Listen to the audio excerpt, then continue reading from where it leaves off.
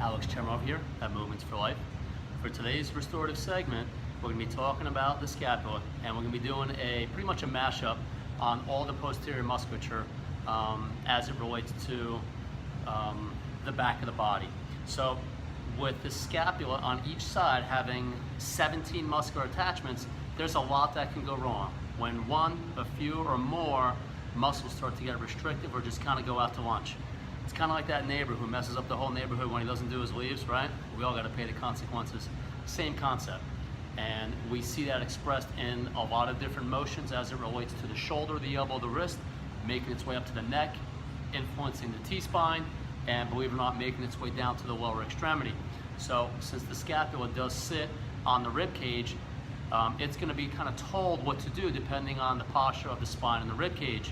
It also is directly influenced by your humerus. So as it relates to the shoulder joint and any type of articulation that takes place, there is a rhythm or a scapular humeral rhythm that needs to be maintained. Once that rhythm gets all out of kilt, then bad things kind of start to happen.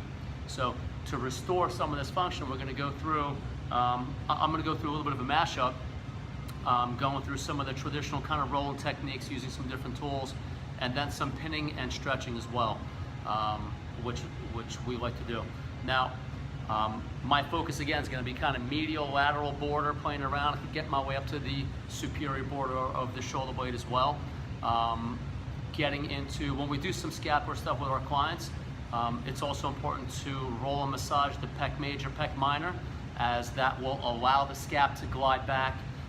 For lats, we find it better to get into either manually with some hands. Obviously, a practitioner going and doing it. The foam roller works really well there as well. So I won't get into lat and pec today. That was done in previous videos. So I'm really going to be focusing on the shoulder blade as it relates to the posterior angle. So here I have a mini lacrosse ball, which is really dense and can inflict quite a bit of pain depending on your pain levels. The AccuMobility ball, not as mobile, so it kind of stays put on the wall more, and slightly softer, so a little bit of a downgrade, if you will. And then here I have like a hook or a cane, which will enable me to get into a couple of different angles, which I'll talk about when we get there. So for my lacrosse ball, I'm going to go against the door, making sure it's closed, obviously. And what I like to do is I like to start by placing it kind of that middle upper trap, and then I place my hand on the opposite shoulder. And what that's going to do is that's going to move my shoulder blade into retraction, or protraction rather, and kind of expose the musculature in between the shoulder blade and the spine. So as I get that shoulder blade out of the way, and now from there I'm free to either get aggressive as I want by moving my feet further forward, or if I'm more vertical, it's going to be a little bit on the mellower side. This doesn't need to be brutal, because you want to be able to, with any type of soft tissue work, you need to be able to relax into it. If you are creating too much pain, it is possible to create the opposite effect of the goal of any kind of soft tissue work. So here, when I look at the orientation of all the different fibers of the trap and the rhomboid, it's kind of like my fingers, right? So some upper trap, some mid trap, and lower trap, and obviously getting into deeper layers. So I can move more kind of across the grain, which will require me moving up and down, or I can go more with the grain by moving my body side to side. So this is more of that traditional type of rolling or kind of mashing. For more pin and stretch, I can apply that compressive force, and now I'm free to move my arm around in a couple of different planes. So I can move my arm in a sagittal plane straight up and down. I can move in the frontal plane as well, or even the transverse plane, all while I'm applying a compressive force. And I can get into my next spot, and then I can do it all again. Got my frontal, sagittal, and transverse, so you can play around with that. All right, different tool.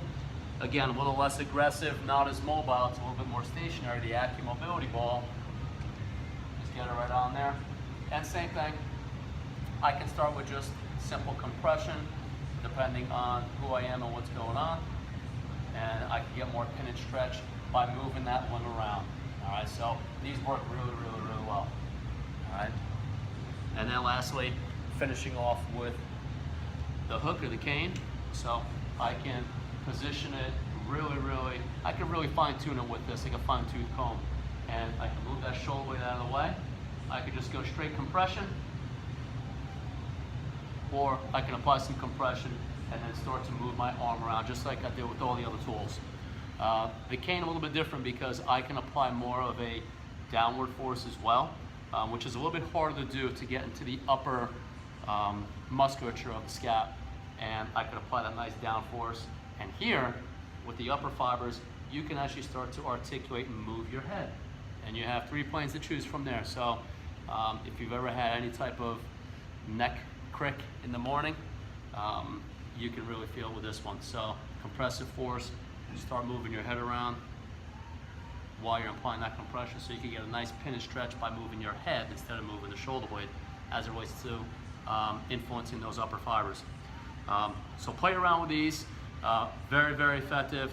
This is the start of the restorative process. From there, getting into some mobility work, and then getting into some nice conditioning and reconditioning by getting some nice thoracic spine motion as you're doing your pushing and pulling, and really start feeding some positive stuff into those tissues and restore some health. So thanks so much for watching, and talk to you next time.